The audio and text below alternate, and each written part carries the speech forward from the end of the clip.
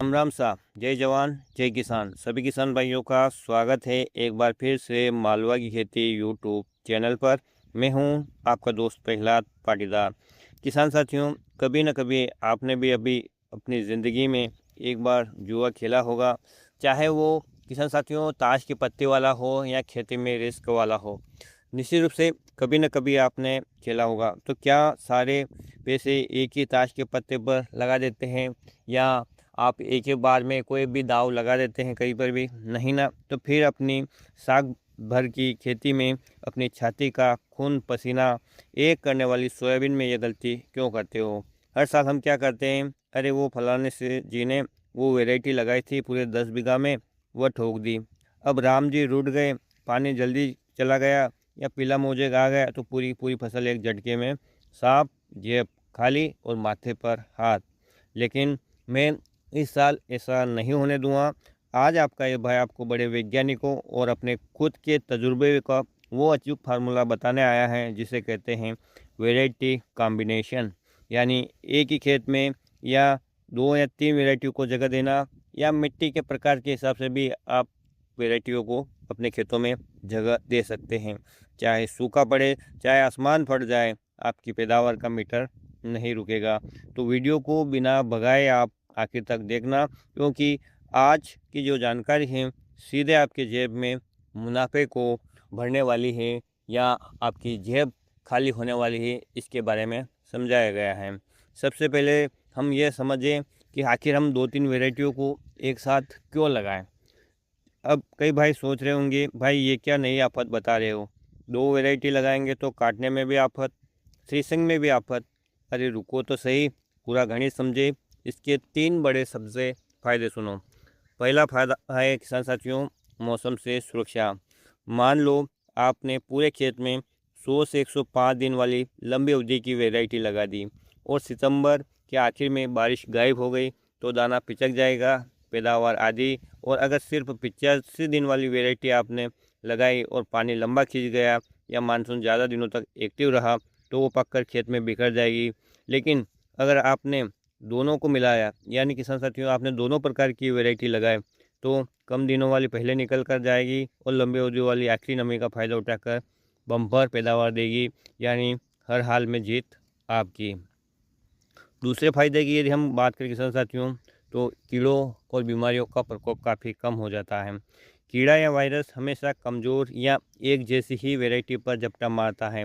अगर आपने एक खेत में 2 अलग अलग स्वभाव की वैरायटी लगाई हैं, तो बीमारी पूरे खेत में एक साथ नहीं फैलेगी, और किसान साथियों एक वैरायटी दूसरी वैरायटी की ढाल बन जाएगी। तीसरी फायदे की यदि हम बात करें किसान साथियों, तो जैसा कि आप जानते हैं कि उस समय सभी किसान भाइयों की फसल हार्वेस्टर के लिए एक समान आते हैं। कई बार किसान साथियों मजदूर नहीं मिल पाते हैं, कई बार थ्रेशर नहीं मिल पाती हैं, तो लेबर और थ्रेशर की झंझट खत्म हो जाती हैं। सब एक साथ नहीं पकेगी, तो पहले एक वैरायटी कटेगी, उसकी थ्रेसिंग होगी। हफ्ते भर बाद, 8-10 दिन बाद या 15 दिन बाद दूसरी वैरायटी कटेगी और उसकी थ्रेसिंग होगी। आपको मजदूरों को आगे हाथ नहीं जोड़ना पड़ेगा, और मंडी में भी माल भी है वो सही समय पर पहुंचेगा। अब बात करते हैं आपके क्षेत्र की मिट्टी और बेस्ट कॉम्बिनेशन के बारे में। किसान साथियों, हमारे मध्य प्रदेश, राजस्थान और महाराष्ट्र के किसान भाइयों को कौन सी वैरायटी को कितनी जगह देनी है, आप अपने हिसाब से ये तय कर सकते हैं। यदि हम मध्य प्रदेश के लिए विशेषकर मालवा निमाड़ और मध्य क्षेत्र की बात करते हैं, तो किसान साथियों यहाँ की जो मिट्टी है वो गहरी, काली और मध्यम है। तो यहाँ आपको अनुपात 60-40 रखना है। यानी 60% हिस्से में आप लगाओ भारी उत्पादन वाली वैरायटी, जो कि इस समय प्रचलित चल रही हैं, जैसे 2172 हो गया, JS 2303 हो गया। 40% हिस्से में किसान साथियों आपसे कम, इसके साथ 2 दिन कम में पकने वाली, या यूँ कहें कि सप्ताह भर भी कम या आगे पीछे पकने वाली वैरायटी को स्थान देना है। और वो चाहे तो आप NRC 150 लगा सकते हैं, या किसान साथियों 142 भी लगा सकते हैं। फ़ायदा क्या होगा, तो इसकी बात करें तो अगर मानसून ने जल्दी पल्ला झाड़ लिया, तो NRC की जो वैरायटी है 150 142 आपको घाटे से उबारेगी। और अगर पानी अच्छा रहा तो JS वाली वैरायटी भी अच्छा उत्पादन देकर जाएगी।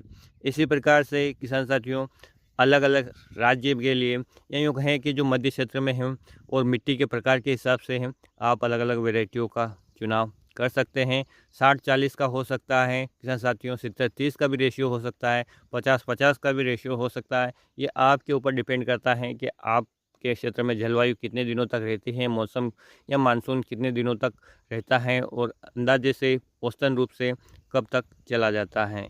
तो मैंने आपको ये वेराइटियाँ इसलिए बताई किसान साथियों, ये तरीका इसलिए बताया कि आपका फ़ायदा हो। लेकिन किसान साथियों, कई बार फ़ायदा देखने के चक्कर में हम कुछ गलतियाँ कर बैठते हैं, वो आपको नहीं करना है। कॉम्बिनेशन लगाने का भी एक नियम है, वरना फ़ायदा होने के बजाय नुकसान हो जाएगा। तो 2 बातें आपको ध्यान में रखना है कि किसान साथियों, दोनों के बीजों को कभी भी आप में मिक्स करके बुआई नहीं करना है। नहीं तो किसान साथियों, पछेती वैरायटी अगेती वैरायटी आगे पीछे आएगी, काटने में आपको दिक्कत आएगी और आपका काफ़ी ज़्यादा नुकसान हो जाएगा। आप किसान साथियों हमेशा अलग अलग ही इन वैरायटियों की बुआई करें, जहाँ पर आपको लगे कि हाँ, यहाँ पर हमारा 30-40 का रेशियो या 50-50 का रेशियो, 60-40 का रेशियो पूरा है हो रहा है, उसी हिसाब से आप इन वैरायटियों को अलग अलग ही बोएं।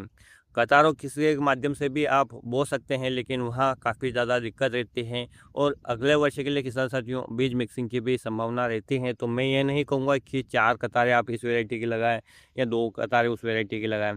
आप आधे खेत में अलग वैरायटी लगा लें, आधे खेत में अलग वैरायटी लगा लें, या आपको जितना लगाना हो 50-50, 40, 60-40 या 70-30 का जो भी रेशियो आप रखना चाहते हैं, 2 वैरायटियों का जो अलग अलग समय में पकने वाली हो, रोगों और कीटों के लिए प्रतिरोधक क्षमता रखती हो, ऐसी वैरायटियों का चुनाव आप कर सकते हैं।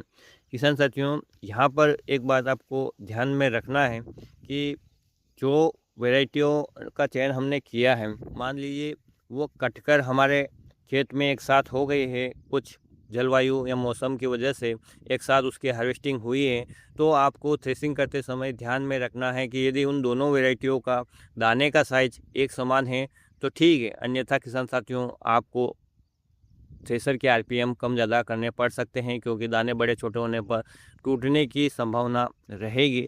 तो आपको थ्रेसिंग करते समय इस बात का आगे जाके निर्णय लेना है। तो किसान साथियों, इस बार लकीर के फ़कीर मत बने, अपने खेत को रिस्क से बचाओ और स्मार्ट किसान बनकर 2 वैरायटियों का चक्रव्यूह आप रचो। इस बार अपने खेत में कौन सी वैरायटी लगाने की आप सोच रहे हैं, कौन कौन सी वैरायटियों को आप अपने खेतों में स्थान दे रहे हैं, पथरीली भूमि, जलवायु वाली भूमि, ऊंची नीची भूमि या आपकी समतल भूमि है, तो आप कौन सी 2 से 3 वैरायटियों को स्थान देंगे, ये आप कमेंट में मेंशन कर सकते हैं, ताकि दूसरों भाइयों को भी एक मदद मिल सके।